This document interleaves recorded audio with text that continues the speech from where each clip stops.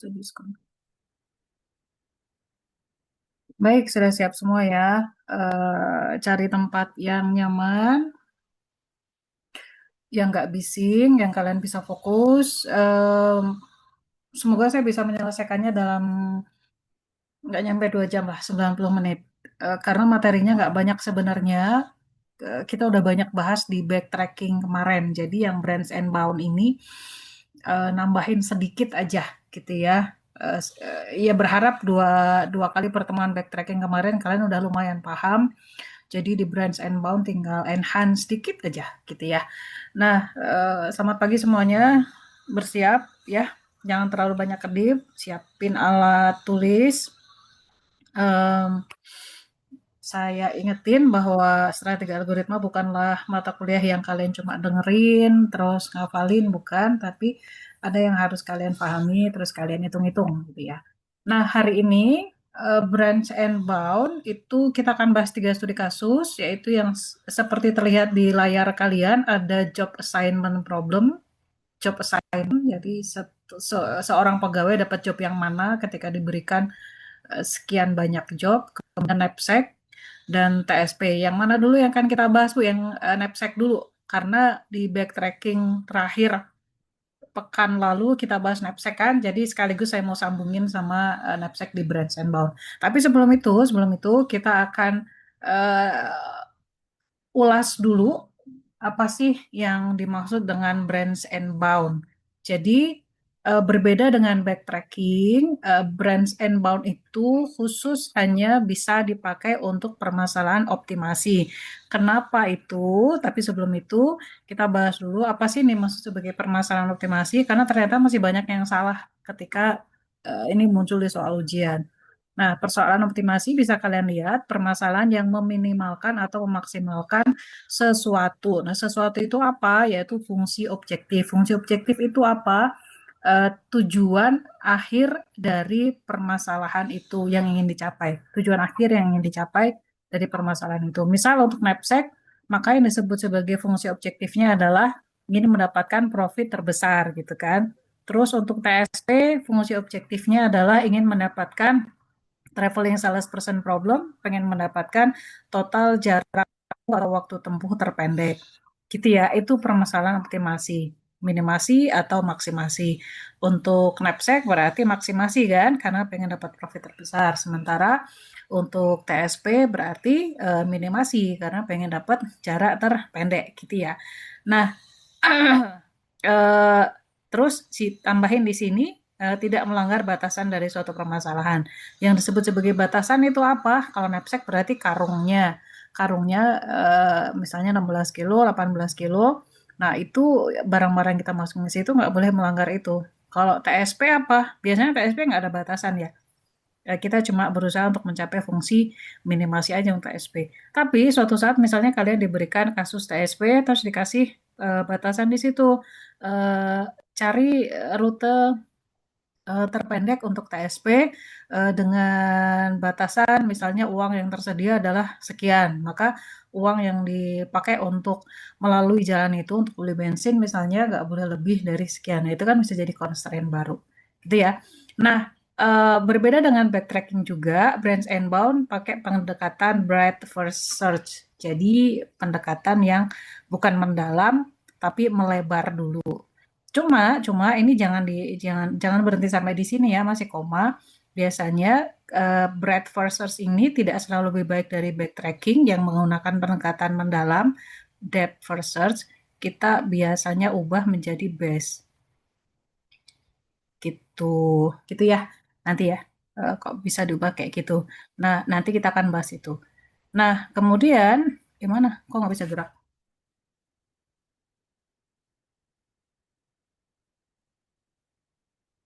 Hapus dulu.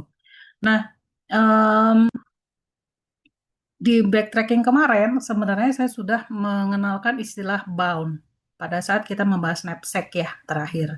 Tapi sebenarnya istilah bound itu resmi diperkenalkan di strategi brands and bound. Ada di namanya kan brands and bound. Em, Cuma ya nggak apa-apa karena ya beda beda cara ekspansi si simpul pohon aja gitu.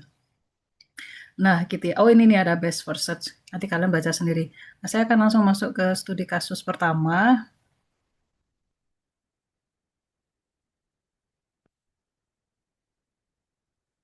Ini sama aja ya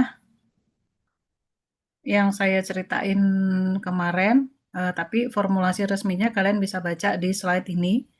Minggu lalu, 2 minggu kemarin, minggu lalu saya ngomongin tentang bound di knapsack pada saat kita bahas knapsack. Jadi kenapa bound itu muncul? Ya karena bound itu kita jadikan sebagai cara tambahan untuk melakukan pruning pada pohon. Cara tambahan supaya simpul-simpul yang dilahirkan dari pohon ruang statusnya nggak terlalu banyak. Nah, kita pruning kan. Nah, cara pruningnya berdasar apa? Ya kalau dia melanggar bound ya udah gitu kan. Jadi bound kemarin yang kita pakai di knapsack adalah upper bound atau batas atas. Jika si nilai boundnya tidak lebih baik daripada solusi terbaik sementara, maka simpul itu menjadi non promising atau kita pruning aja karena tidak menjanjikan gitu ya. Jadi ini formulasi resmi dari bound. Kalau boundnya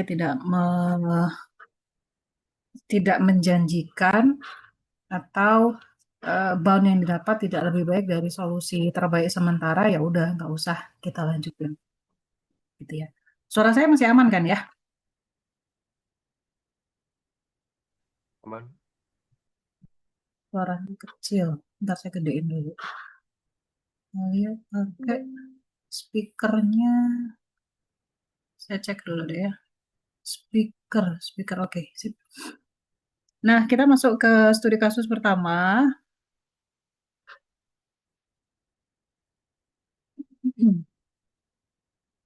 Saya pakai slide yang ini dulu ya. Branch and bound. Karena saya mau lanjutin bahasan kita yang minggu lalu. Minggu lalu, kalian akan mendapatkan pohon seperti ini. Mana ya? Mana. Itu tadi miring. Minggu lalu, mana? Bukan ini bread versus ini masih bread. Ada di sini tapi kok, oh di sini aja deh. Knapsack. Minggu lalu, kalau pakai backtracking, kalian akan dapetin pohon seperti ini. Perhatikan di bagian yang ada pohon di situ, pohon ruang status. Minggu lalu kita bahas cara mendapatkan bound kan. Nanti saya akan ulang sekali lagi gimana cara ngitungnya. Nah, kalau kalian perhatiin, karena kenapa kita bisa mendapatkan pohon kayak gini? Ini pada saat backtracking kalian akan lahirkan pohon yang di sini dulu di simpul 1,1 ikutin yang saya coret-coret di layar ya. Terus habis itu kalian ke bawah lagi gitu kan ke sini baru backtrack ke atas terus lahirin anak ini kan ke sini. Terus ke sini baru naik ke atas baru ke sini. Nah, ini adalah pendekatan backtracking. Kapan simpul bisa di-expand? Kalian bisa memperhatikan di sini karena dia melanggar constraint 16 kilo, maka nggak boleh di-expand. Tapi di bagian yang lain, kita itu nggak pakai yang ini. Karena yang di sini kan kita masih nggak melanggar constraint 16 kilo kan, tapi kita masih expand. Nah, pas bagian di sini, kenapa ini dianggap sebagai non-promising? Ini kita pruning. Nah, eh, kan nggak melanggar constraint. Ini 17 kilo, ini 7 kilo kan. Nah, kita menggunakan rule yang tadi. Kalau boundnya itu yang ini, tidak lebih baik daripada solusi sementara saat itu yang ada di situ yang solusi sementara yang didapatkan sampai dengan si simpul itu ya udah maka kita backtracking. Nah, ini tuh memenuhi rule itu, maka kita backtrack. Jadi kalau kalian cuma pakai syarat ini aja bahwa tidak melebihi karungnya, kapasitas yang total kapasitas barang yang kita masukin ke dalam karung tidak melanggar berat karung itu, ya kita nggak akan bisa pruning yang di sini nih. Ini nggak akan bisa kita pruning dan kita nggak bisa backtrack, gitu ya. Karena backtrack kan kita harus balik lagi ya, untuk menelusuri kemungkinan solusi yang lain. Makanya kita butuh tadi aturannya apa gitu, rule-nya apa. Maka kita menggunakan istilah bound tadi upper bound-nya. Nah, kita kan pakai istilah yang sama di sini. Saya hapus dulu. Nah, kalau pakai, saya gedein ya ini. Kalau pakai branch and bound, namanya juga bound muncul di sini. Kalau pakai branch and bound, maka simpul yang kita, saya udah, sebentar. Saya tadi kan mau, saya gedein ya, muncul di mana? Ah, salah. Ntar ya. Sabar. Stop share, saya ganti share. Screen, screen berapa tuh? Screen 3. Nah, kalau Bradford Search bedanya sama backtracking, perhatikan ya. Kalau yang nggak ngerti, ya perhatikan baik-baik. Karena ini simple, super duper sederhana, tapi masih banyak juga yang salah. Tahu dari mana, Bu? Ya, di ujian UTS kemarin. Di soal terakhir cuma merge sort itu kan, mekanisme sorting paling sederhana. Masih juga banyak yang salah itu kemarin. Aduh, padahal gampang bener itu. Makanya saya bilang itu gampang, gampang bener. Kalau kalian salah, ya sayang banget kalian nggak bisa dapat poin di sini. Nah, ini juga gampang nih sebenarnya ya. Coba perhatiin, kalau di Bradford Search, maka kalian harus expand simpulnya itu ke satu level dulu kalian habisin. Ya kan? Yang merah nih. Ini dulu, simpul 2, simpul 3, terus simpul 4. Udah selesai semua, kita ekspansi, baru kita lanjut ke level 2. Simpul 5, 6, 7. Beda ya sama backtrack. Kalau backtrack kan kalian ke bawah dulu. Kalau backtrack depth first search, maka kalian yang akan kalian expand adalah 1, 2, 5, terus 6, 13, 14, 7 gitu kan. Tapi kalau di breadth first search karena pendekatan melebar kan, maka kita satu level habisin dulu, ekspansi semua dulu, baru beralih ke level berikutnya. Nah, ini saya hapus, clear all drawing. Kenapa nggak mau? Nah, ini kemudian kita akan gunakan mekanisme itu di knapsack ya. Perhatiin dulu ini belum di knapsack, kita akan bandingkan. Pada akhirnya untuk untuk branch and bound itu kita pakai yang mana Bu? Apakah bread atau base? Pakai yang base biasanya. Karena kalau yang base itu ekspansi simpulnya jauh lebih sedikit. Tapi sebelum ke base, kita belajar dulu yang breadth first search ya. Nah, perhatikan baik-baik, ini adalah pohon ruang status yang terbentuk ketika kita menggunakan breadth first search. Gimana caranya Bu? Nanti sebentar. Perhatikan dulu apa bedanya sama backtrack. Yang membedakan dengan backtrack adalah, mana kok saya nggak bisa coret-coret pen. Kadang-kadang saya agak kudet dengan teknologi. Ini nggak akan dilahirkan kalau pakai backtrack. Tapi kalau pakai breadth first search, branch and bound yang breadth first search, ini jadi lahirkan. Jadi ketambahan 4 simpul di sini. Nah, ini kan tidak lebih baik. Bayangkan ini cuma 4 item, tapi dengan menggunakan breadth first search, kita jadi ketambahan ini. 4 simpul, tidak lebih baik kan? Nah, kalau kalian ngedengerin penjelasan saya, jangan berhenti sampai di sini. Oh, kalau kayak gitu berat saya tidak lebih baik dari backtracking, Bu. Iya, kalau kalian cuma berhenti sampai di sini, kan ini penjelasannya belum selesai, gitu ya. Nah, jadi kita akan menggunakan pendekatan lain yang lebih baik dari ini. Tapi nanti, kalau kalian cuma ngedengerin sepotong, terus ngantuk atau tidur, terus pergi, ya udah, ini jadi salah kaprah kan. Makanya dengarnya secara komprehensif ya, gitu. Nah, kenapa kok yang bagian simpul yang saya lingkari itu dia bisa lahir? Karena si Bradford Search itu, saya hapus dulu, cara cara melahirkan anak pohon itu kan caranya dia akan lahirin dulu yang saya garisin dash kotak-kotak itu, simpul 1, 1 dan 1, 2, dia akan lahirin di situ kan. Habis itu dia akan lahirkan anak di level berikutnya. Mana? Di sini. Ini lahir kan? Makanya yang simpul sebelah sini lahir. Habis itu dia akan melahirkan di sini. Gitu kan? Nah, itu yang membuat simpul 22, 24, 35 sama 36 itu jadi ada, jadi lahir. Kalau di backtrack kan nggak ada gitu. Nah, makanya kita pengen menghindari yang kayak gitu. Ini ceritanya udah minggu lalu ya. Nanti saya akan bahas pada saat kita bahas satu persatu. Yuk kita sekarang perhatikan di sini kenapa breadth first search untuk kasus knapsack. Untuk soal yang ini, solusi yang diberikan tidak lebih baik daripada knapsack yang backtracking. Nah, gitu ya. Tapi nanti branch and bound versi yang lebih bagus ada sebentar ya. Nah, saya ulas sebentar 1 menit, 2 menit lah. Simpul 1,1 dianggap promising karena bound yang didapatkan 115 masih lebih bagus daripada max profit. Masih ingat minggu lalu saya bilang max profit itu adalah variabel global yang menyimpan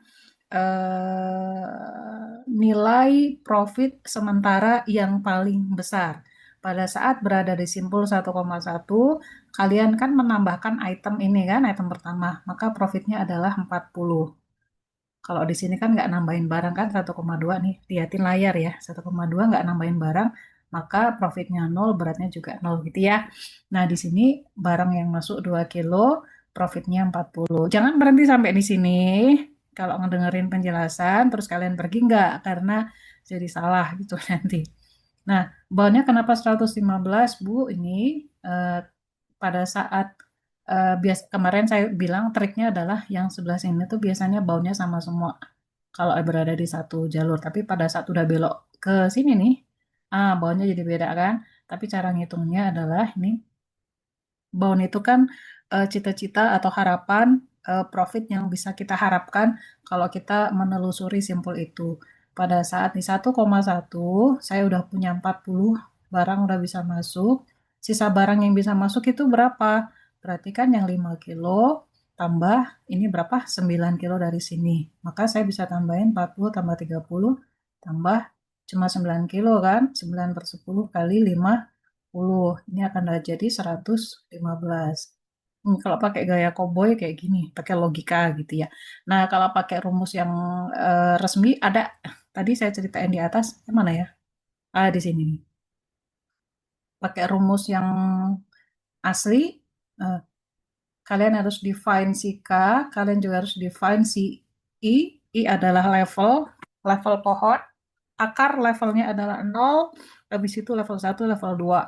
Maka J-nya kita set dengan sekarang kita sedang berada di level berapa, terus kita tambahin 1. Terus nilai K-nya di sini itu apa? Nilai K tuh udah saya kasih definisinya di sini.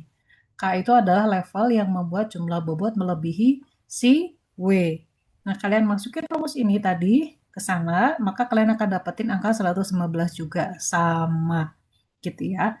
Nah, kenapa sih Bu harus kayak gini? Ya, karena komputer kan cuma bisa eksekusi rumus ya. Kalau mengeksekusi logika yang kita buat itu kan harus pada akhirnya dimodelkan ke dalam rumus. Nah, kita harus bikin pemodelannya. Gitu ya. Itu udah minggu lalu. Nah, maka saya lanjutin di sini. Di sini saya dapat 115, terus masih promising kan. Habis itu saya akan kunjungi simpul 1,2. Itu. Ini cara ngitungnya saya taruh di situ. Nah, terus 1,2 saya lahirkan, habis itu eh, saya akan kunjungi simpul level ke-2. Sebentar ini kenapa jadi nggak bisa gerak ya? Oh, harus ke sini. Salah, salah. Kecepatan. Kalian nggak lihat nanti. Ntar saya hapus dulu. Ini saya mau nunjukin delete all drawing. Yang dihapus adalah kalau yang di LMS itu kan slide-nya PDF. Biasanya nggak kelihatan apanya itu, eh, gimana cara penelusurannya. Nah, em, saya akan tunjukkan kapan akhirnya si profit terbesar itu bisa ditemukan di simpul 3,3. Lihat cara penelusuran pada branch and bound versi breadth first search, yaitu tulisan ada tulisan merah di bawah, kotak merah, tulisan putih di bawah. Perhatikan baik-baik, jangan banyak kedip. Pertama kita akan mengunjungi cara penelusurannya ya. Pertama saya akan mengunjungi simpul 1,1. Kemudian saya akan kunjungi 1,2, masih promising kan? Itu kan, lihatin yang ada panah biru tuh. Berikutnya, karena ini Branch and Bond menganut Bradford Search dulu, saya akan kunjungi simpul 2,1. 2,1, habis itu 2,2 masih masih promising semua tuh, ya kan? Karena max profitnya masih 40 dan boundnya masih lebih besar daripada max profit 40 kan? Nah, saya lahirin 23 sama 24. Terus berikutnya saya akan lahirkan simpul pada level 3. Level 3 tuh yang mana, Bu? Yang ini. Saya akan lahirin simpul-simpul di sini. Kenapa ya? Karena masih promising semua kan di level 2 nggak ada yang non promising. Masih bisa saya lahirin. Nah, maka saya akan lahirin 31, 31 itu panah 31, terus 32 saya lahirkan di situ. Terus dari 2,2 saya masih bisa lahirin 3,3 sama 3,4. Terus dari 2,3 saya bisa lahirin 3,5 sama 3,6. Nah, pada saat tadi 3,3 kalian udah dapetin max profit 90 kan? Kok bisa gitu Bu? Minggu lalu udah kita bahas solusinya kan 90, ya kan 90. Nah, maka pada saat kalian mau ekspansi si 2,4, ini kan bondnya cuma 60 nih.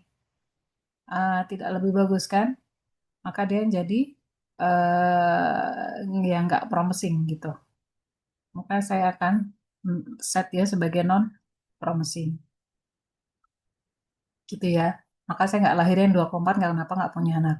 Habis itu saya lahirin simpul pada level keempat dan seterusnya hingga akhirnya udah nggak ada lagi yang bisa kita expand.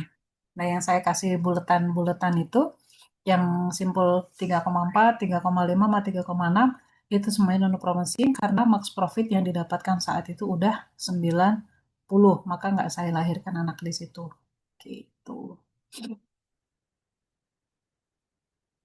Bisa ya? Ada pertanyaan? Ini Bradford Search.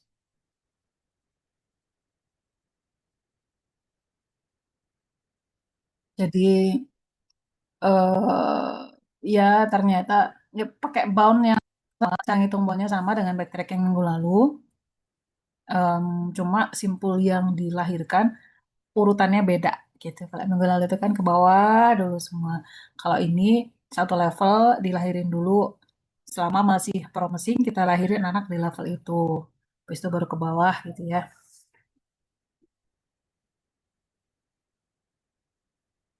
Hmm.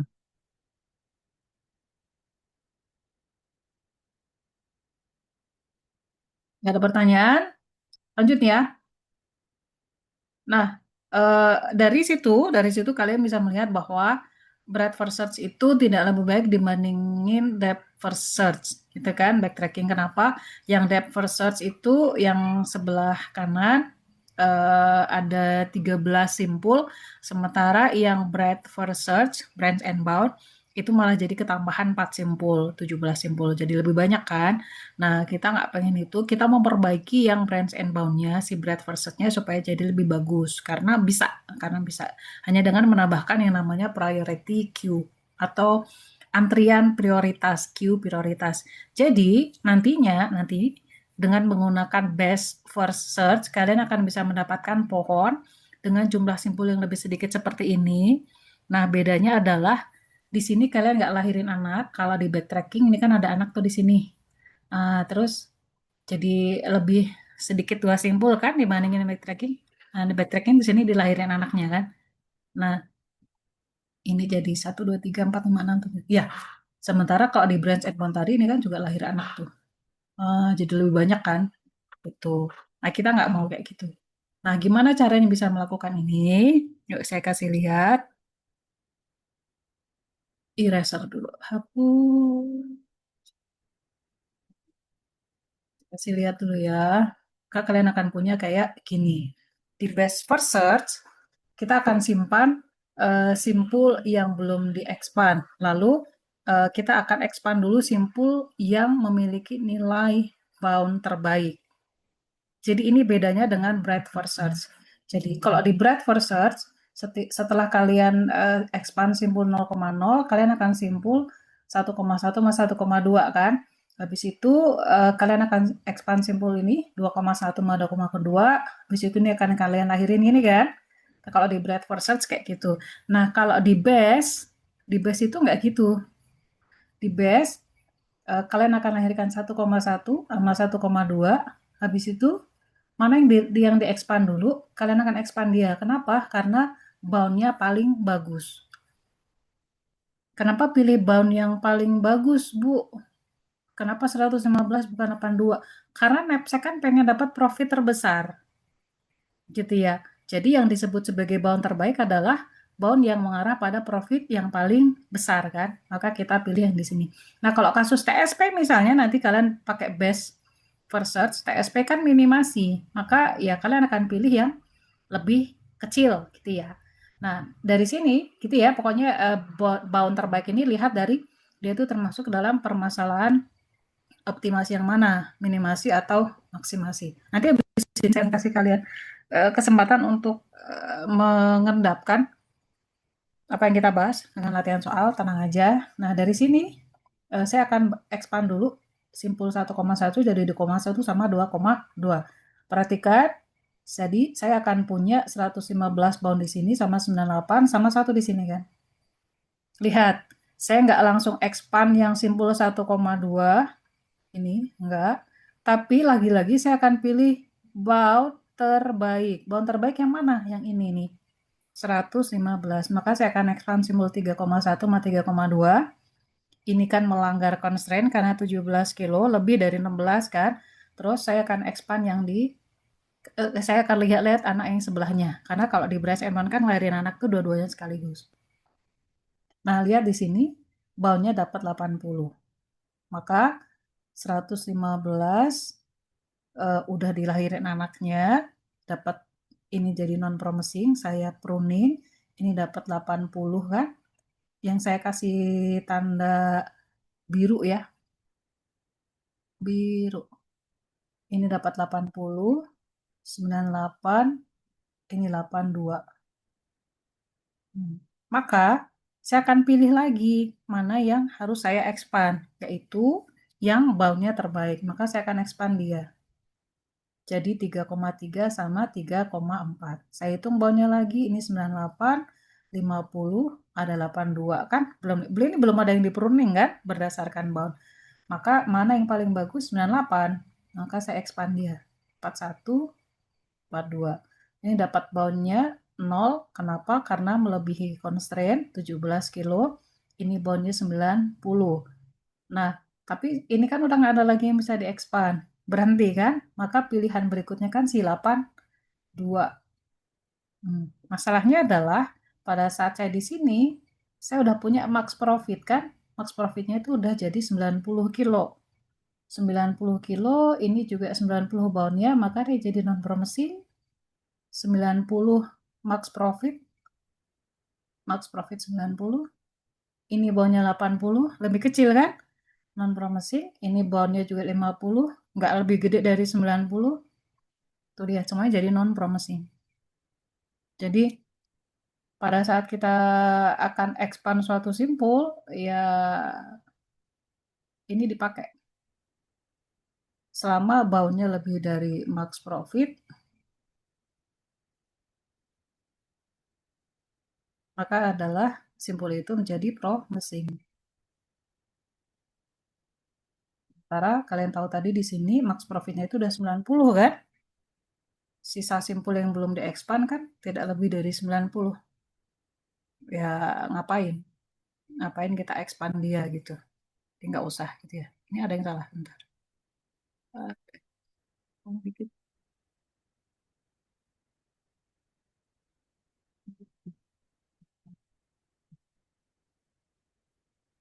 Itu. Saya kasih lihat eh, penelusuran pondong status. Saya ulang sekali lagi ya. Sebentar saya hapus dulu semuanya. Perhatikan baik-baik.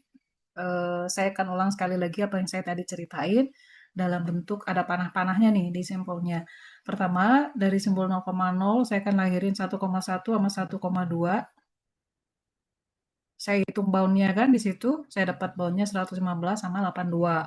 Nah, saya akan pilih bound terbaik. Ingat ini pakai best first search, lihat tulisan di kotak merah paling bawah. Kita akan ambil bound terbaik 1,1, disimpul 1,1 kan, 115, saya akan expand dia jadi 115 sama 98 di 2,1 sama 2,2. Nah, saya bandingin mana di antara 115, 98, sama 82 itu yang paling bagus bound-nya. Maka saya akan dapat 115 kan? Gitu. Maka yang kita expand yang 2,1, simpul 2,1. Dia tulisan yang saya taruh di situ. Udah saya kasih penjelasan di situ ya. Nah, 2,1 saya expand jadi 3,1, ternyata melanggar 16 kilo, jadi 17 kilo kan. Terus ya udah jadi non promising. Saya lihat anak sebelahnya saya dapat bound 80 gitu. Terus saya lanjut ke ekspansi simpul berikutnya yang mana yang harus saya expand? Antara 98 disimpul 2,2 sama 82 1,2 gitu. Bentar ya. Nah ini, perhatiin pada saat saya ekspansi simpul 2,2 ini, saya akan dapetin simpul ini kan. Di simpul 3,3 saya udah dapat maksimum 90, max profit 90. Nah, kalian kan jadi bisa langsung bikin simpul lain jadi non promising. Ya kan, karena kalau boundnya tidak lebih baik dari solusi sementara, ya udah berarti dia non promising. Nah, solusi sementaranya udah 90 nih, ini kan 80, berarti non promising, ini juga non promising. Nah, ini tinggal kalian expand, terus ini jadi non promising kan, karena 90 tadi kalian expand dulu 4142 non promising, ini juga non promising. Udah habis, simpul nggak ada lagi yang diekspand. Habis prosesnya, maka kita akan dapetin maksimum profit 90 dan stage pastry-nya atau pohon ruang statusnya jadi lebih sedikit simpul yang di expand. Gitu. Ada komentar, pertanyaan? 2 menit, saya kasih kesempatan.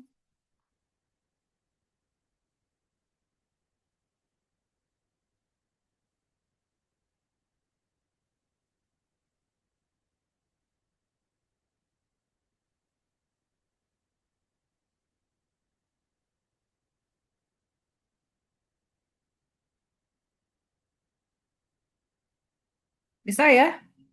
Tuh, kalian tidur atau nggak ngerti beneran nih? Bisa, Bu, bisa, Bu. Aman ya? Jadi kesimpulannya bedanya sama backtracking. Tapi nanti kalian harus latihan ya, karena aduh nilai UTS-nya tuh kenapa kok gitu aja salah gitu kan. Padahal sebenarnya ya itu kan hanya karena kurang latihan aja kalau kata saya mah. Nanti latihannya pakai coba lihat-lihat soal-soal UTS, soal UAS sebelumnya terus latihan. Jadi intinya di sini yang di-expand duluan kalau di best first search itu yang bound-nya paling bagus gitu ya. Nah, karena knapsack berarti bound paling bagusnya adalah yang tertinggi. Nanti saya kasih lihat yang job scheduling, eh, bound paling bagusnya yang gimana. Sama ada 2 kasus lagi ya, job scheduling sama TSP. Kita bandingin nanti. Jadi selalu pilih yang bound paling tinggi untuk dieksekusi, untuk dilahirkan anak berikutnya. Makanya kalau kalian lihat di sini hasil akhirnya itu si pohonnya mana ya? Mana kok nggak jalan? Ya adalah nanti di LMS kalau kalian harus belajar lagi. Saya mau bandingin pohonnya mana ya? Saya mau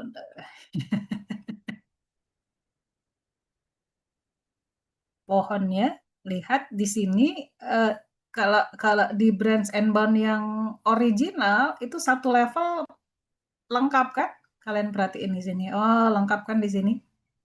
Ya ini nggak ada Bu. Iya, karena udah kena tadi potongan upper bound, udah kena pruning di situ. Tapi ternyata dengan cara begini ada simbol-simbol yang nggak perlu dilahirkan. Maka kita ubah sedikit, kita pakai priority queue. Oh, ini nih. Dengan priority queue, maka kalian akan bisa dapetin jumlah simpul yang jauh lebih sedikit.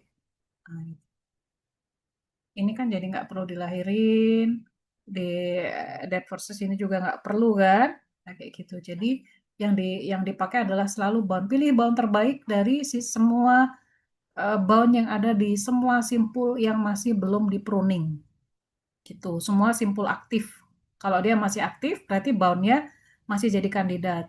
Kapan suatu simpul itu menjadi aktif, menjadi prune gitu ya, tidak aktif, sorry. Kapan suatu simpul jadi tidak aktif? Kalau misalnya kayak gini nih, dia lebih besar kapasitas knapsacknya, lebih besar dari kapasitas knapsack 17 kilo, ini 17 jadi nggak aktif kan, prune kan. Atau yang kedua, si boundnya ini tidak lebih baik dari maksimum profit yang didapetin. Jadi boundnya tidak lebih baik dari solusi sementara yang didapatkan. Maka dia otomatis jadi dipotong, nggak perlu kita expand.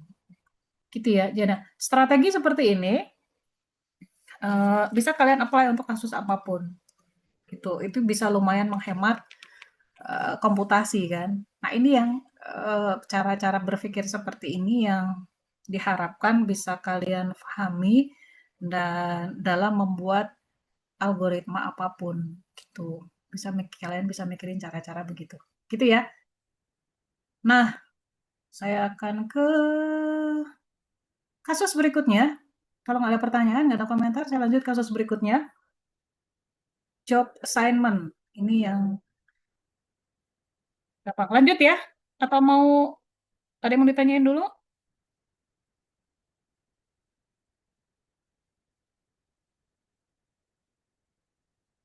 Ibu nggak capek, Ibu berhenti dulu, enggak. Lanjut ya, aman ya? Kalau nggak Lanjut, ada. Bu, lanjut. Lanjut ya.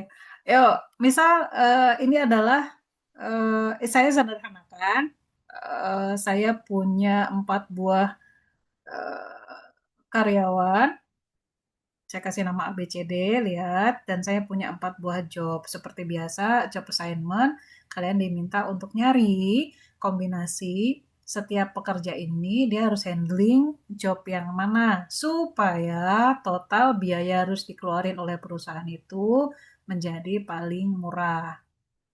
Gitu ya. Jadi ini bisa juga diaplikasikan untuk punya sekian banyak mesin, yang satu mesin itu harus berjalan hanya di slot waktu tertentu. Nah, seperti apa kombinasi pengaktifan mesin itu di jam yang mana atau di slot waktu yang di mana, sedemikian sehingga total cost yang harus dikeluarin oleh perusahaan jadi lebih kecil. Kan untuk nyalain mesin itu, mengaktifkan mesin itu ada cost tersendiri ya. Nah gitu ya, jadi kalian bisa apply untuk kasus apapun. Ini versi kasus yang sederhana. Satu karyawan hanya boleh bekerja di saat harusnya hanya bisa mengerjakan pekerjaan satu saja gitu. Ya kalau kalian misalnya di pabrik dalam 8 jam kerja kan dia cuma bisa ngerjain satu kan dalam satu surat waktu tertentu gitu ya. Nah, kombinasinya yang mana yang paling paling bagus? Instead of kalian pakai brute force, gitu ya, ya kan harus nyoba bersekian banyak uh, kombinasi jadinya, permutasi kan. Nah, kalau pakai greedy, kalian akan dapetin ini kan, yang A dikasih 2, yang B dikasih job 3, yang C job 3 nggak boleh kalau udah dipakai sama yang B kan, maka kalian akan pilih ini.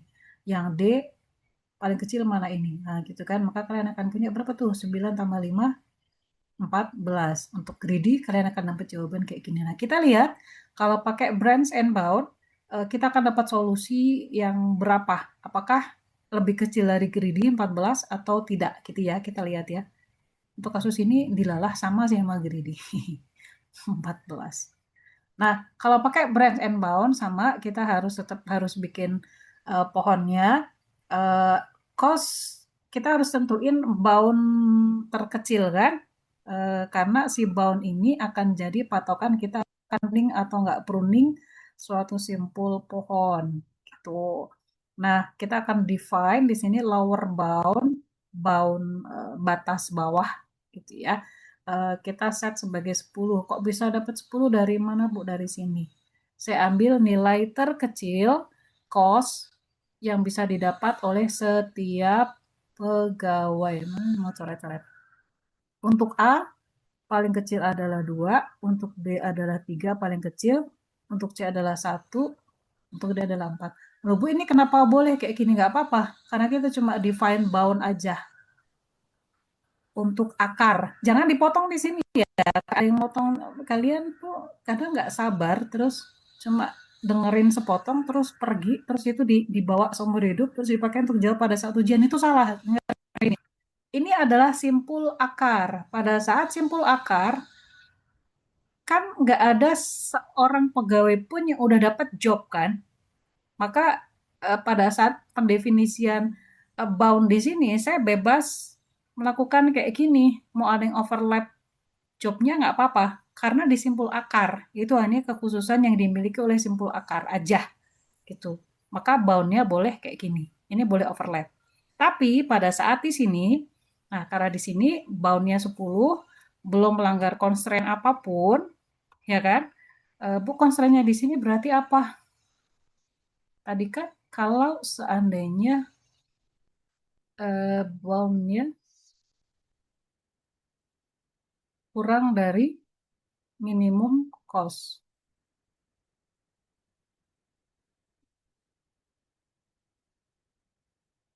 Ini berarti promising.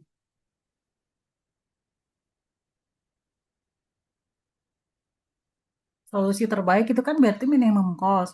Selama bound yang kita punya di suatu simpul masih kurang dari minimum cost, maka simpul itu promising kan untuk kita expand.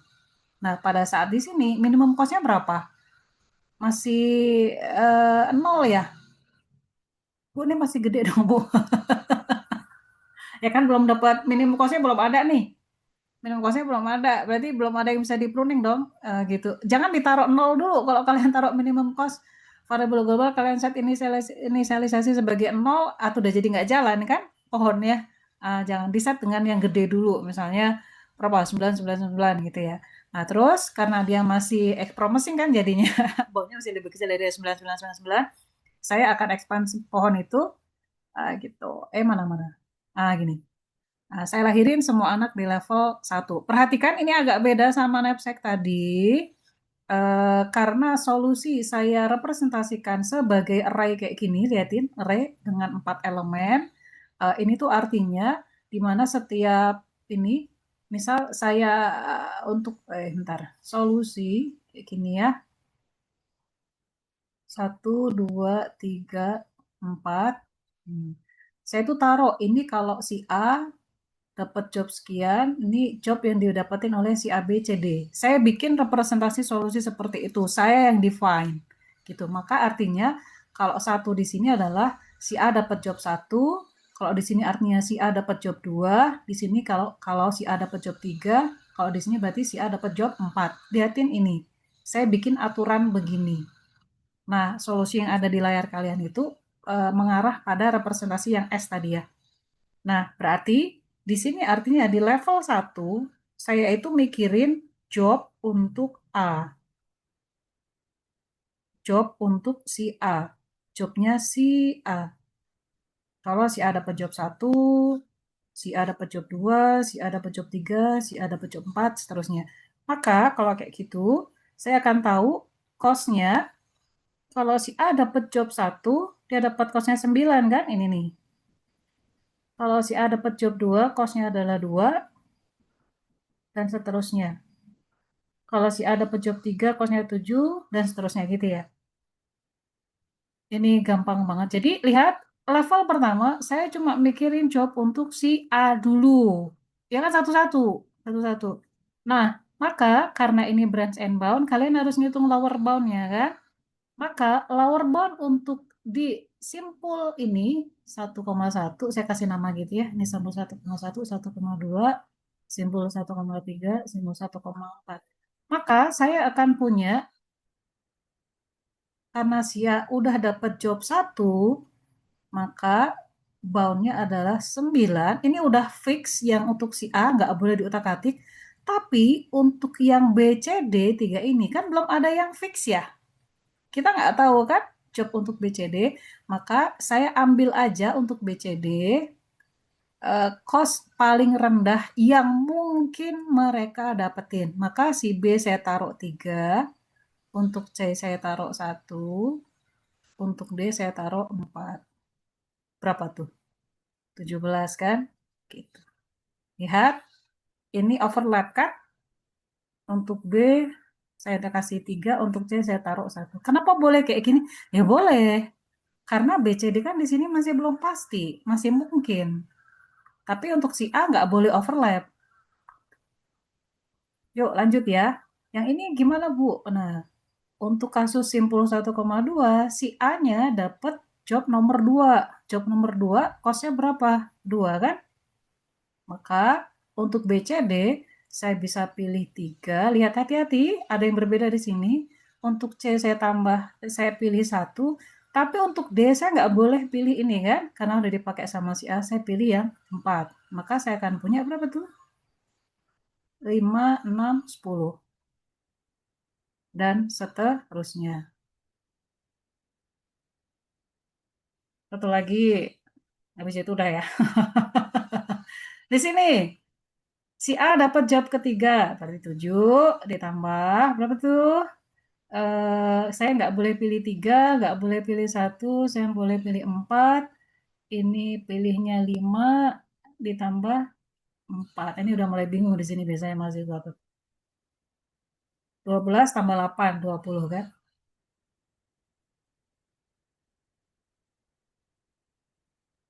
Nah, ada pertanyaan? Lihatin gimana cara saya dapetin 20. Saya ulang lagi ya. Yang 7 si A dapat job ketiga yaitu 7. Udah fix kan di situ, di simbol itu si A itu udah fix dapat job ketiga itu 7. Maka ini nggak boleh dipilih. Nggak boleh. Kau udah jadi milik A. Tapi untuk BCD belum belum belum ada yang bisa dipilih kan, masih kemungkinan kan, masih mungkin. Maka BCD pilih yang paling kecil di antara yang tersisa yaitu 4 untuk B. Yang C nggak boleh 1 tapi 5. Terus yang D pilih yang 4. Gitu ya. Satu lagi, kalau yang A dapat job keempat, maka 8 ditambah sisanya boleh 3 tambah 1 tambah nggak boleh 4, 6 ini ya. Karena yang 8 udah diambil sama si A, maka di sini nggak boleh dipilih lagi. Karena yang A ini dapat job keempat udah definitif. Nah, 11 tambah 7, 18. Gitu. Ada pertanyaan dulu, 1 menit.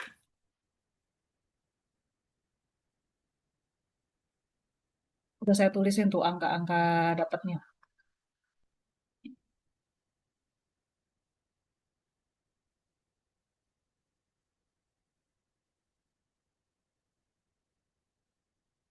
Bisa difahami? Lanjut.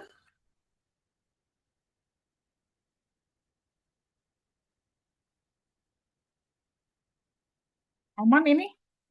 Man, Bu. Jadi, branch and bound, namanya juga ada kata bound-nya. Biasanya yang jadi sandungan mahasiswa kalau ngerjain soal kayak gini itu pas ngitung bound-nya. Tapi sebenarnya ini gampang banget. Pakai logic juga bisa, gitu ya. Nah, ketika udah dapet kayak gini, perhatiin mana yang harus kita expand terlebih dulu. Ini kesalahan berikutnya dari mahasiswa. Eh, di branch and bound pada akhirnya kan kita pakai best first search kan, maka kalian harus bandingin mana simpul ini yang mau kita expand dulu. Di best first search tadi patokannya adalah pilih bound terbaik. Nah, bound terbaik itu apa? Berarti untuk kasus job assignment, karena kita selalu pilih yang minimum cost, tujuan akhirnya, fungsi objektifnya kan pilih minimum cost, maka saya harus pilih bound yang paling kecil. Maka kita akan pilih yang ini. Saya akan expand yang 10. Karena dia bound terbaik. Bound paling kecil untuk job assignment ya. Kalau untuk knapsack berarti kalian pilih yang paling besar. Gitu ya. Nah, sama kalian hitung boundnya lagi. kok bisa 13 Bu? Itu ada di bawah tuh. Hmm. Di sini si A lihat A sama B, ini A dapat job kedua, B dapat job ke satu, A dapat job kedua, B dapat job ke satu, maka job yang di sini nggak boleh dipilih sama yang lain. Berarti udah kosnya 8 kan ini. Maka si yang C sama D kemungkinan yang bisa dipilih mereka adalah job selain itu kan. Maka untuk C saya bisa milih job ke satu untuk boundnya, yang D saya bisa milih job ke 4. Dapatlah lower boundnya 13. Lanjut, berikutnya saya akan, Bu, belum ada yang di pruning, belum. Tunggu dulu. Ya, saya belum melakukan pruning-pruningan di sini ya. Beda sama knapsack tadi ya, udah pruning-pruningan. Tunggu, ini ada beda. Kenapa belum dilakukan pruning? Karena minimum cost-nya belum dapat.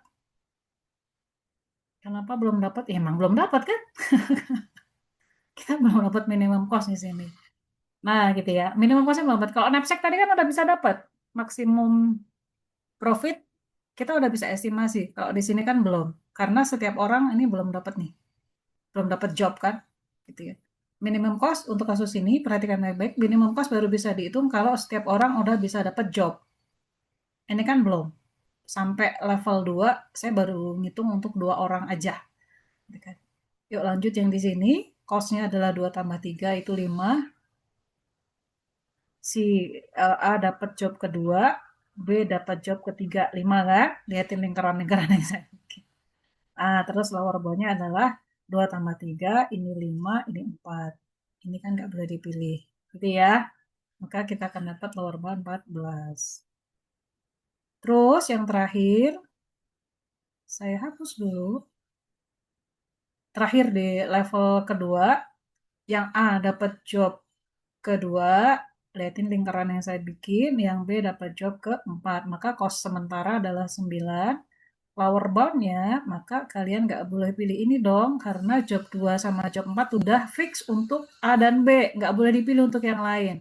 Maka untuk estimasi C dan D, bound C dan D, kalian pilih yang lain. Berarti C bisa pilih bound 1, si D bisa pilih bound 7. Hati-hati di sini, suka banyak salah, saya dapat 17.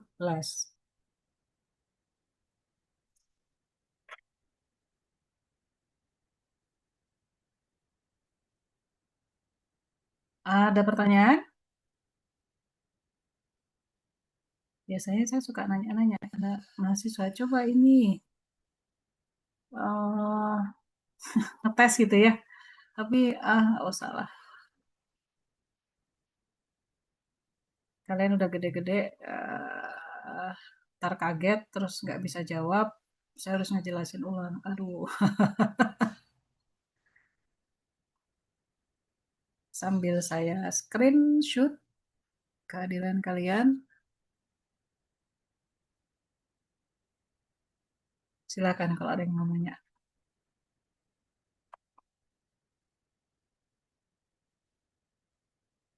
Hmm,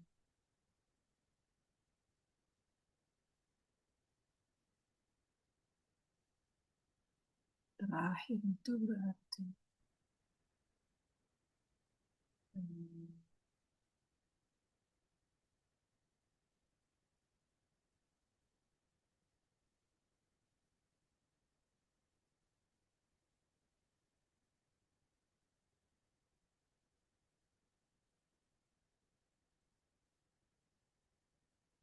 Udah ya? Nah, kita lanjutin. Belum selesai, Bu? Belum. Nah, kalau kalian udah pergi terus atau tidur dari sini merasa sudah cukup padahal sebenarnya ini belum selesai, ya udah pemahaman kalian separuh, dan kalau kalian pakai pemahamannya cuma separuh atau sepertiga itu untuk jawab soal UTS, ujian ya salah. Gitu ya. Nah, berikutnya perhatikan mana yang harus kita expand, apakah selalu yang di simpul level 2? Enggak, kalian perhatiin. Yang warna biru itu adalah simpul-simpul yang masih aktif, nggak ada yang di pruning kan.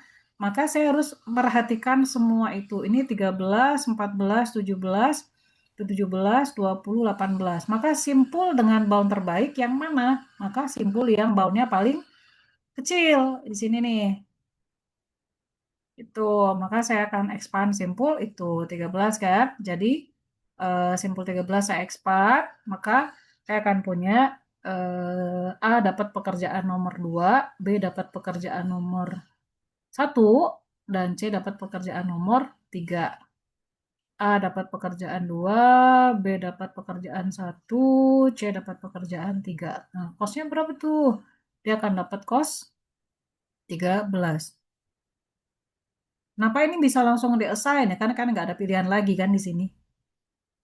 Sisa satu kan? Nah, karena sisa satu, maka saya langsung bisa ngitung cost-nya dia, bukan lagi bound. Karena semua orang udah punya pekerjaan.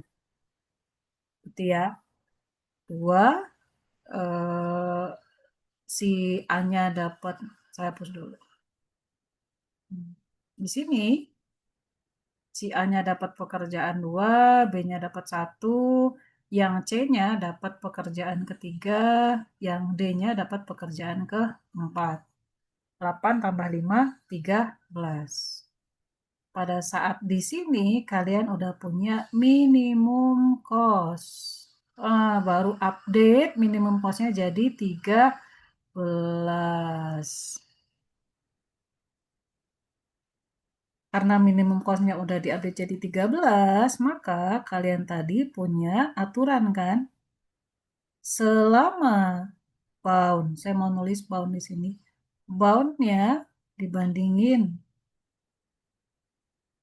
Selama bound-nya lebih baik dari minimum cost, maka dia jadi promising. Promising, simpulnya masih bisa kita expand. Artinya masih ada harapan kita masih bisa dapat hasil yang lebih baik dari simpul itu. Nah, di sini udah ketemu kan minimum cost-nya 13 nih. Ada nggak yang lebih gede dari 13? Semuanya kan? Ini, ini, ini. Maka saya nggak akan expand. Bu, kenapa yang di sini masih di-expand ya? Kan dia masih anak yang sama. Maka di sini 25. Ini juga tidak lebih baik dari 13, kita pruning. Lihat, ketika kita udah dapetin minimum cost, maka semua simpul dengan bound yang tidak lebih baik dari minimum cost itu kita pruning. Gitu. Maka ya ini selesai ini. Ini nggak perlu kita expand kan nama ini nggak perlu, ini nggak perlu, nggak perlu, nggak perlu. Tuh. Simpulnya cuma sedikit.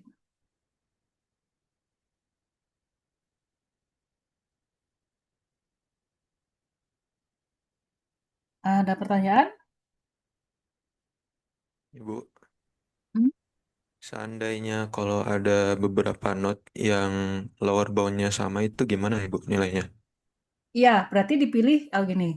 Ini tuh kan good question. Jadi si branch and bound yang best versus itu dia pakai namanya priority queue. Simpul-simpul yang belum di-expand akan dimasukin ke queue ini. Queue biasa queue antrian ya, queue way away. Antrian. First in, first out kan? First in, first out. Jadi pada saat di sini kalian akan punya simpul 0,0 di Q-nya. Habis itu di sini masuk simpul 1,1. 1,1 masuk, terus 1,2 masuk, terus 1,3 masuk kan? 1,4. Ini di level 1. Mana yang harus kalian expand? Kalau Q biasa, ketika ini udah di expand, kalian akan ambil 1,1 kan?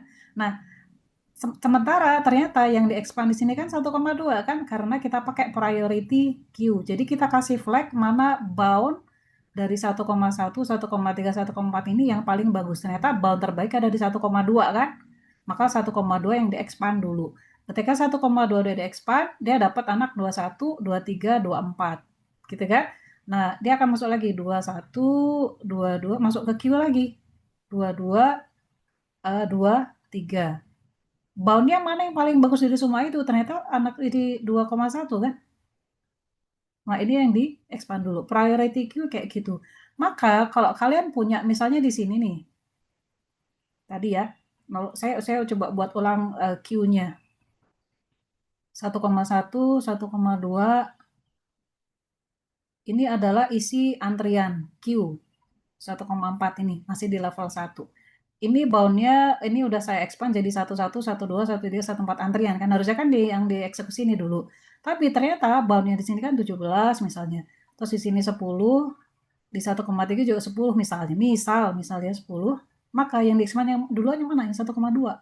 Karena dia ada di queue antrian gitu. Meskipun sama-sama 10. Jadi yang kalian expand yang mana? Yang duluan masuk ke queue kan berarti 1,2 duluan. Jadi ini pakai queue ya. Saya nggak sebutin itu dari awal karena itu terkait dengan teknis implementasi. Tapi good question. Thank you Bali. Bisa difahami ya? Bisa Ibu, terima kasih. Ya. Terus satu lagi perhatikan eh, kita baru bisa lakukan pruning kalau udah dapat minimum cost. Minimum costnya didapat dari mana Bu? Kalau job assignment minimum costnya baru kita bisa hitung kalau udah sampai ujung. Beda sama knapsack ya. Knapsack kita di tengah-tengah pun udah bisa dapat solusi sementara max profit. Kenapa? Ya knapsack kan emang dibatasin sama ukuran karung. Kalau job assignment kan nggak ada yang ngebatasin. Apakah ada total waktu? Nggak ada kan di sini ya? Ya kecuali kalau di soalnya ada total waktu maksimum sekian, nggak boleh lebih dari berapa? 14 misalnya. Misal waktu yang tersedia misalnya harus dipakai nggak boleh lebih dari 14. Maka di sini kalian bisa langsung pruning kan. Tapi kan ini nggak. Ya gitu ya. Sip, itu untuk job assignment. So, solusinya adalah ini saya wrap up di sini. Si A dapat job nomor 2, B dapat job nomor 1, C dapat job nomor 3, D dapat job nomor 4. Tuh kok bisa kayak gitu? Ya kan tadi kita bikin asumsi solusinya itu akan ada dalam bentuk array 4 elemen. Ini saya ulang nih.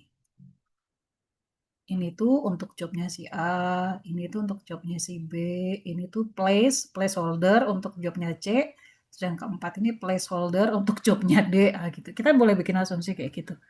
Enak kita kan programmer, coder, sistem analis harus bisa membuat representasi solusi kan. Itu kenapa kalian belajar struktur data di tahun pertama. Iya, eh kita break dulu 5 menit sambil kalian mengendapkan apa yang kalian pelajari, coba kerjain soal ini dulu. Nanti salah satu boleh cerita hasil pekerjaannya terus kita bahas. Break 5 menit. Habis ini cuma tinggal satu studi kasus lagi. 5 menit ya. 10.15 tambah 5, 10.16.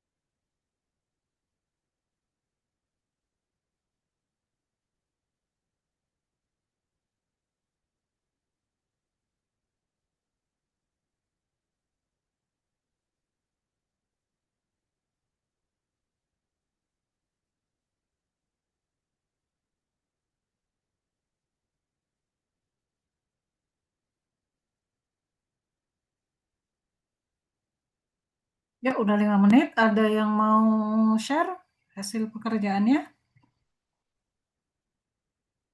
Salah nggak apa-apa. Masih ngitung Bu. Selesai. Bentar. Yuk, stop share. Saya harus stop share gitu? Oh, enggak deh. Siapa tadi yang mau share? Kita bahas sebentar.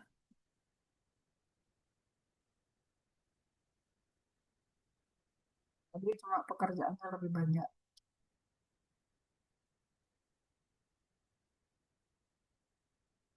Lower bound-nya berapa tuh yang disimpul akar?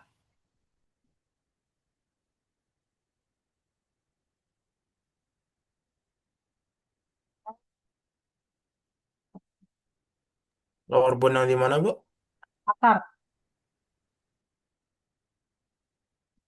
Ini kan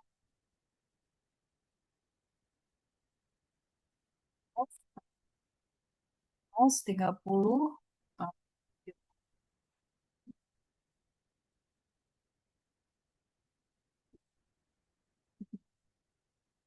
iya 8.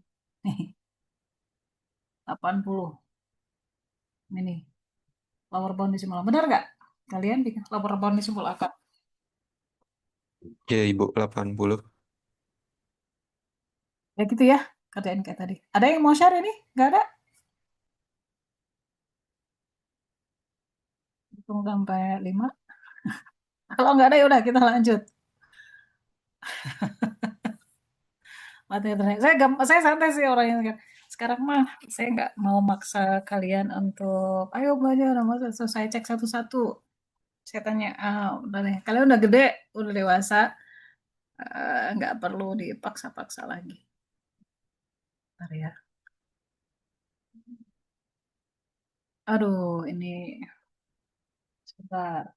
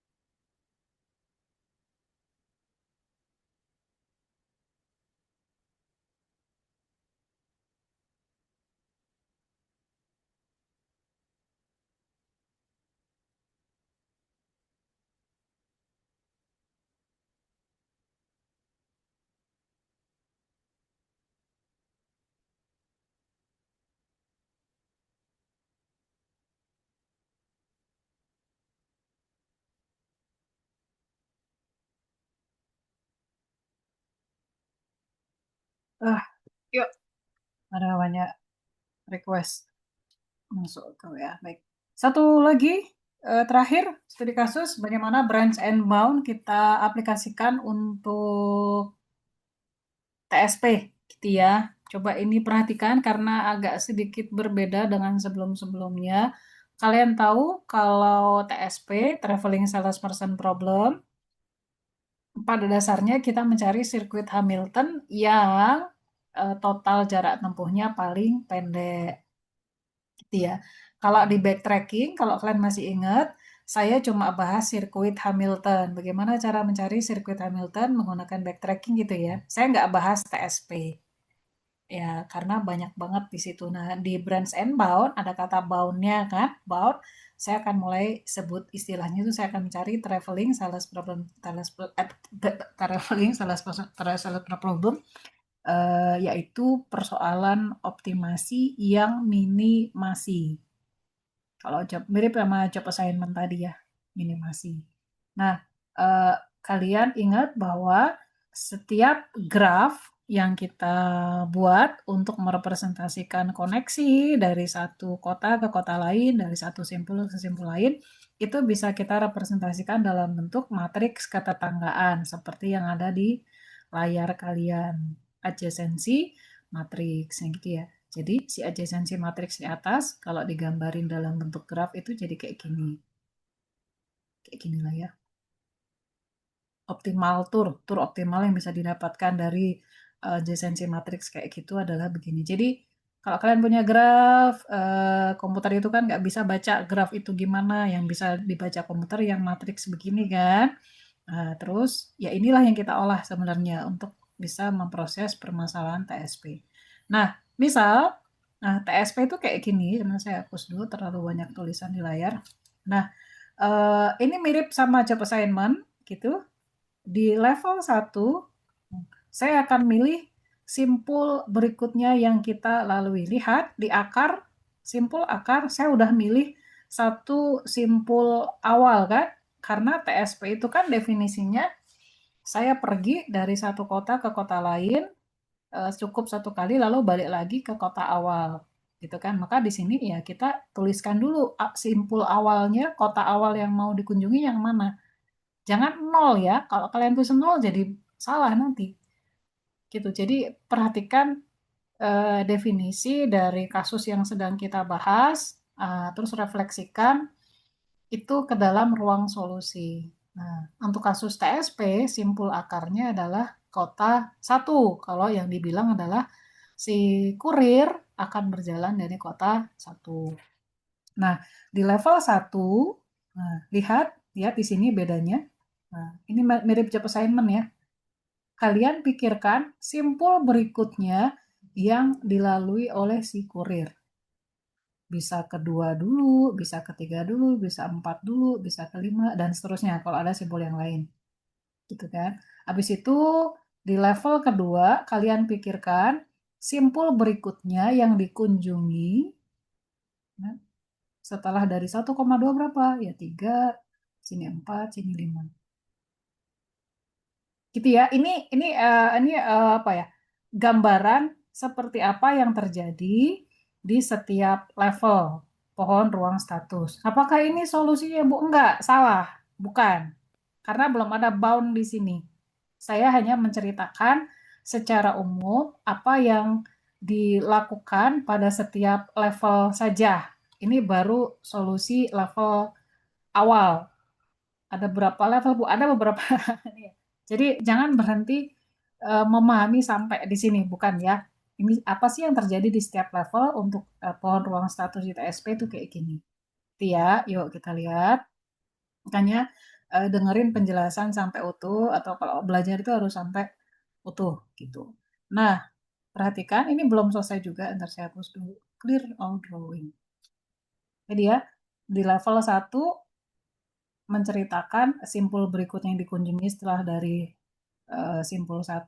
Di level 2, pohon level 2, di sini, karena saya jalan dari setelah dari 1 ke 2, maka saya akan memperhatikan simpul berikutnya yang dikunjungi setelah 1 dan 2. Kan bisa 3, bisa 4, bisa 5 kan. Nah, habis itu kalau simpulnya udah habis, kalau saya mau expand 1, 2, 3, maka berikutnya kan simpul 4 atau simpul 5. Habis itu nggak perlu dibikin pohon lagi, karena kalian bikin pohon lagi cuma satu anaknya. Ini kan 1, 2, 3, 4, 5. Ini kan nggak perlu dibikin anak. Gitu ya, maka di sini nggak perlu. Maka cukup sampai di sini aja. Udah dapet minimum length di sini tuh.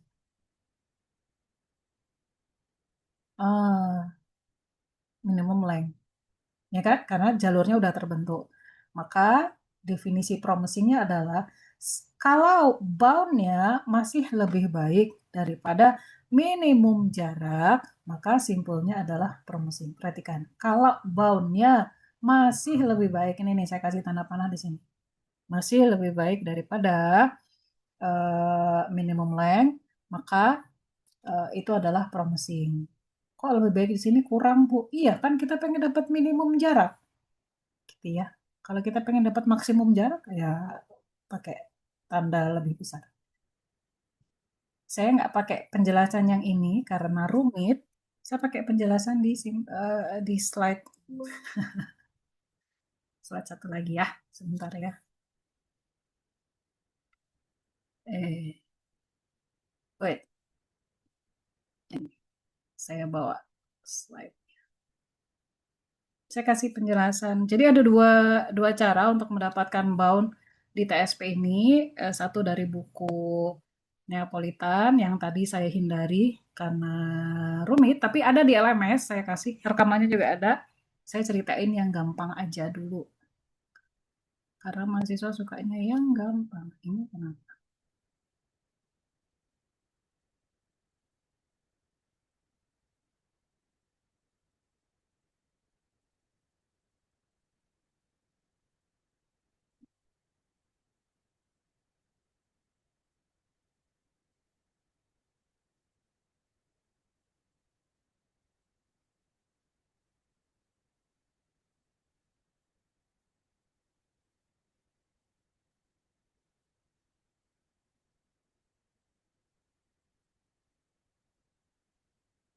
Nah, sebentar, salah.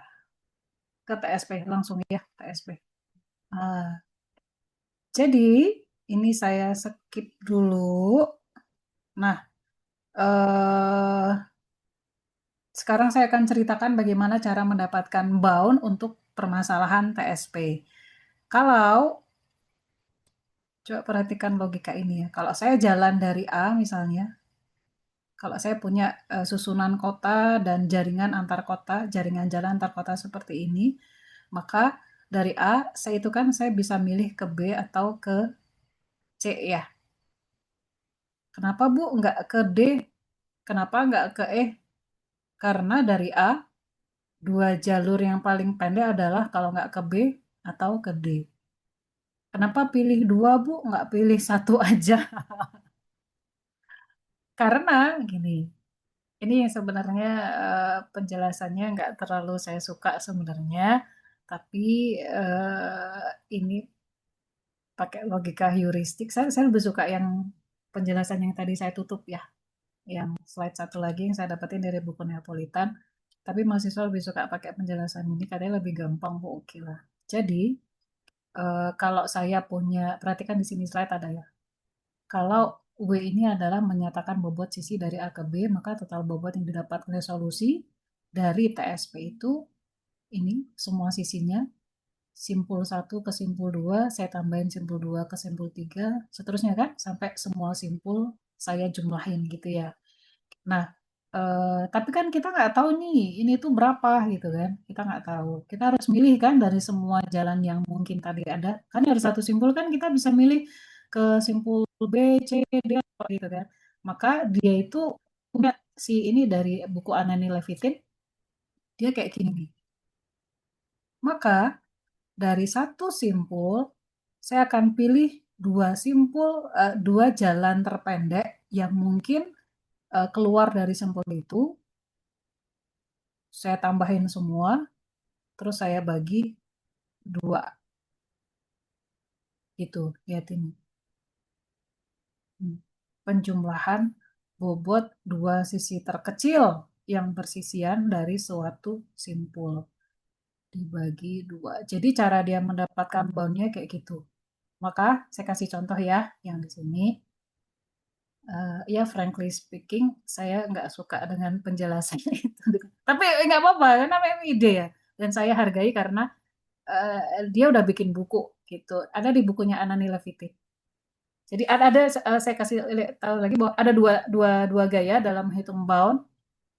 Dua-duanya ada. Ini yang saya jelasin cuma satu dari buku Anani Levitin. Yang satu lagi dari buku Neapolitan ada di LMS. Slide-nya saya kasih, rekamannya juga ada. Saya jelasin biasanya dua-duanya, tapi kali ini cukup satu aja karena udahlah nggak usah. Maka dari A, gini ya, liatin caranya. Kenapa bisa dapat 14, Bu? Ini kan nanti kan bisa mau AB atau A ke C gitu ya. Atau AD, AE. Ini kan, ini level satu kan. Ini level satu, level satu. Nanti dari sini kan bisa A, B, C, gitu kan? Dan seterusnya gitu. Kita belum ke situ dulu. Saya hapus dulu yang ini. Nah, gimana bisa dapat 14 dari situ? Lihat tulisan yang ada di bawah ini. Dari A, saya bisa ambil dua sisi paling kecil. 3 tambah 1 ini. Dari B, saya bisa ambil dua sisi paling kecil. Ya sambil lihatin grafnya. B itu paling kecil adalah 3 dan 6 kan? Ada satu lagi 7 sama 9 nggak dipilih. Dari C, saya pilih dua sisi terkecil yang terhubung ke C itu 1 dan 2. Dari D, saya pilih dua sisi terkecil 3 dan 4. Dari E, saya pilih dua sisi terkecil 2 dan 3. Saya jumlahin semuanya tuh saya bagi 2. Saya akan dapat 14. Berdasarkan eksperimen yang dilakukan oleh si Pak Anani Levitin ini, ya cara seperti ini itu bound yang didapatkan akan mendekati bound sesungguhnya. Gampang ya. Jadi cara mendapatkan boundnya itu selalu pilih dua sisi terkecil untuk yang simpul akar. Lanjut ya, masih gampang di sini. Maka kemudian saya expand simpul akar, saya hapus dulu. Lihat di level 1, eh, kalau saya milih jalan dari A, maka berikutnya yang bisa saya lalui adalah kalau nggak ke B, ke C, ke D, atau ke E. Gimana cara ngitung bound di situ? Lihat yang A 14. Coba lihat di sini. Ada angka di bawah. Dari A ke B berapa tuh? A ke B 3 kan? A, B, C, D, E. Ini E-nya tetap pilih 2 dan 3. Saya tulisin ya. Yang D-nya tetap pilih 3 atau 4. Yang C 1 tambah 2. Yang B bisa pilih 3 atau 6. Yang A tetap di sini. Aneh ya. Makanya saya bilang ini aneh. Kan A ke B udah pasti 3, Bu. Ini kan nggak usah ya. Tapi emang begitu caranya dia. Lanjut ya, coba liatin beda. Nah, dengan di sini kita udah bisa langsung pruning. Kenapa di pruning yang A, C? Karena C dikunjungi sebelum B terkunjungi. Nggak boleh. Tuh, kenapa nggak boleh? Karena dari A tadi, itu kan agak aneh nih ya kan? Simbol C tidak dapat nih constraint-nya. Simpul C ada constraint baru, tidak dapat dikunjungi sebelum B dikunjungi. Ini ada di soal misalnya. Maka kita nggak boleh mengunjungi yang C. Yang D nggak ada di constraint. Kok bisa Bu yang C? Karena ada constraint kayak gini. Siapa yang bikin constraint ini Bu? Ya si soalnya. Soalnya menyatakan demikian. Kalau nggak ada constraint kayak gitu kan berarti boleh. Gitu ya. Lanjut, yang D, lihatin, yang A, D. Yang A, D berarti kan jalan ke D itu harus dipilih 5 gitu kan. Maka sisi lain yang dipilih yaitu si satu yang lebih kecil. Kenapa bukan 3, Bu? Enggak, karena satu lebih kecil dari 3. Yang B sama ya, yang C juga sama, yang D juga sama, ini nih. Sama kayak tadi. Maka kalian akan dapat 16. Ada pertanyaan dulu? Itu kan saya bilang agak aneh. Rada-rada heuristik, ya, tapi ya it's okay. Nggak apa-apa.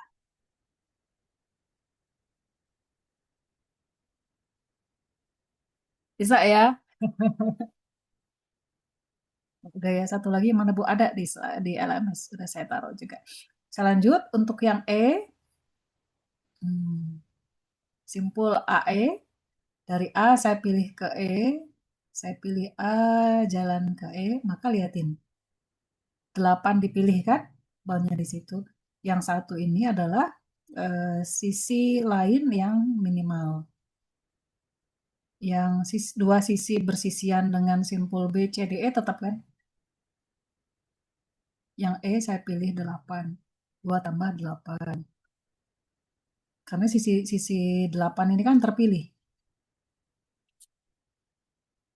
Gitu ya. Jadi sisi yang terpilih di sini ini adalah sisi yang terbentuk dan dia harus dipilih dalam pemilihan dalam penghitungan lower bound.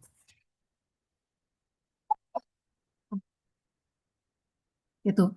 Nah, ada pertanyaan dulu di sini? Enggak ya?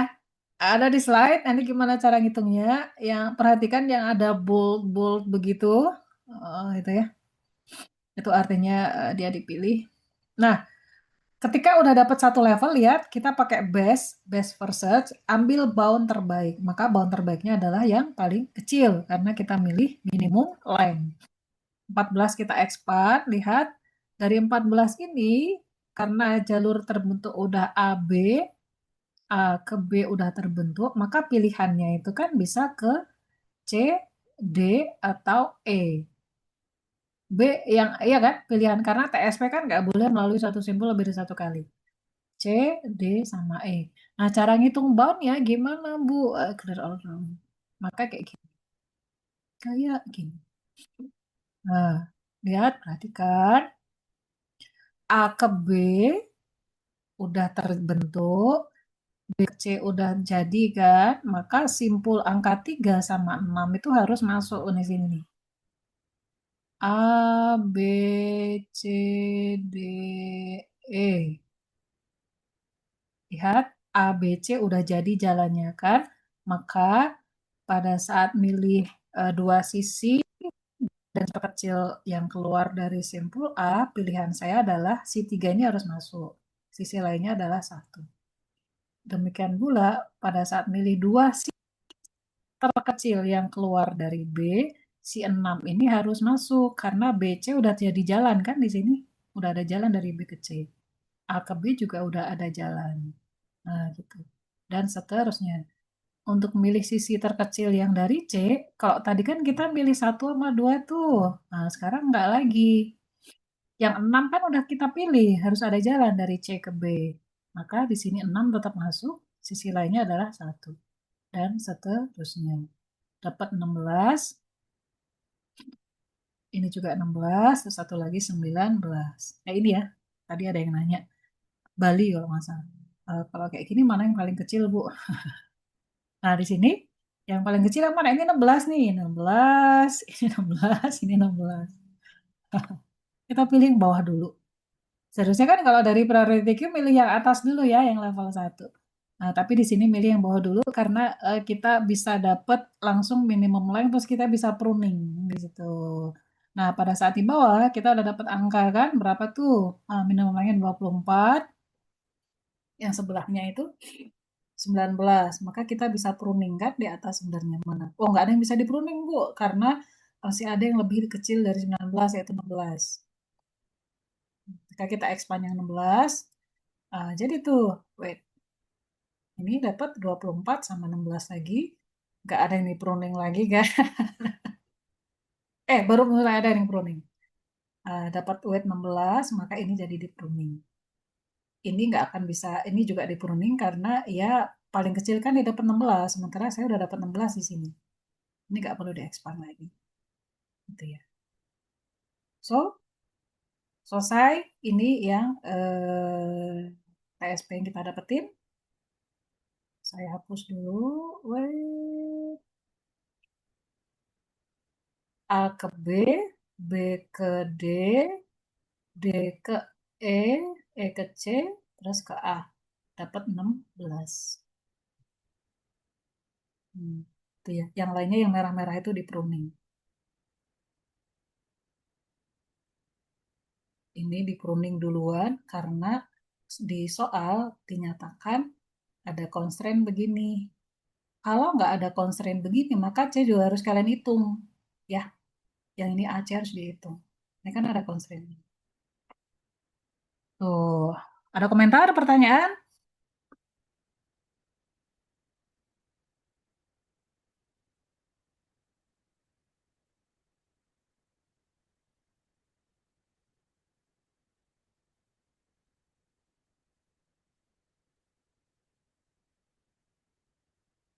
Nggak ada, bisa ya. Ini agak tricky di sini.